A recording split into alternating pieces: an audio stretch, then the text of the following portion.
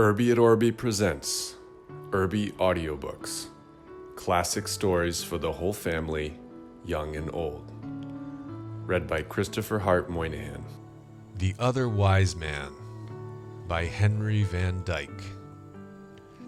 While he was speaking, he thrust his hand into the inmost fold of his girdle and drew out 3 great gems, one blue as a fragment of the night sky, one redder than a ray of sunrise, and one as pure as the peak of a snow mountain at twilight, and laid them on the outspread scrolls before him.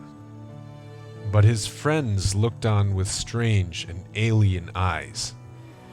A veil of doubt and mistrust came over their faces, like a fog creeping up from the marshes to hide the hills.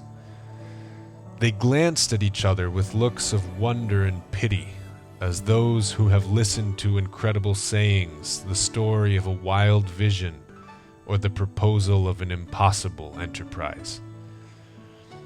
At last Tigranes said, "Artaban, this is a vain dream. It comes from too much looking upon the stars and the cherishing of lofty thoughts. It would be wiser to spend the time in gathering money for the new fire temple at Shala. No king will ever rise from the broken race of Israel, and no end will ever come to the eternal strife of light and darkness.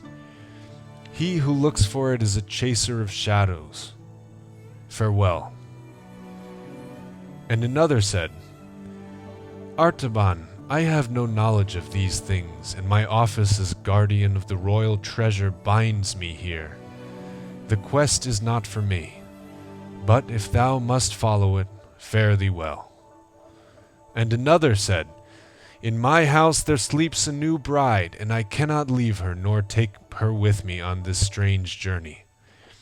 This quest is not for me, but may thy steps be prospered wherever thou goest. So farewell."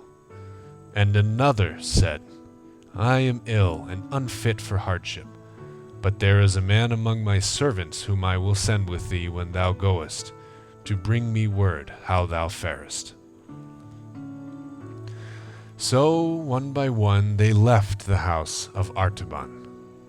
But Abgarus, the oldest and the one who loved him the best, lingered long after the others had gone, and said gravely, "My son, it may be that the light of truth is in this sign that has appeared in the skies, and then it will surely lead to the prince and the mighty brightness.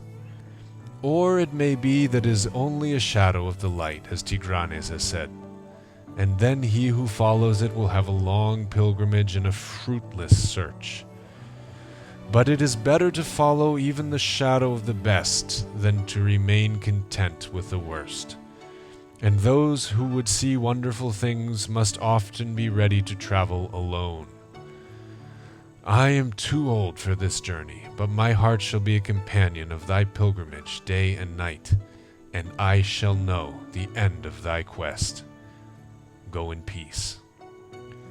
Then Abgarus went out of the azure chamber with its silver stars, and Artaban was left in solitude.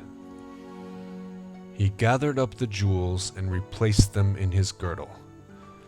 For a long time he stood and watched the flame that flickered and sank upon the altar. Then he crossed the hall, lifted the heavy curtain, and passed out between the pillars of porphyry to the terrace on the roof.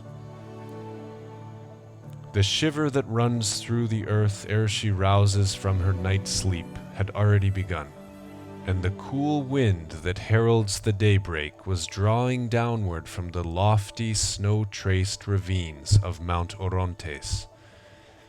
Birds, half awakened, crept and chirped among the rustling leaves, and the smell of ripened grapes came in brief wafts from the arbors.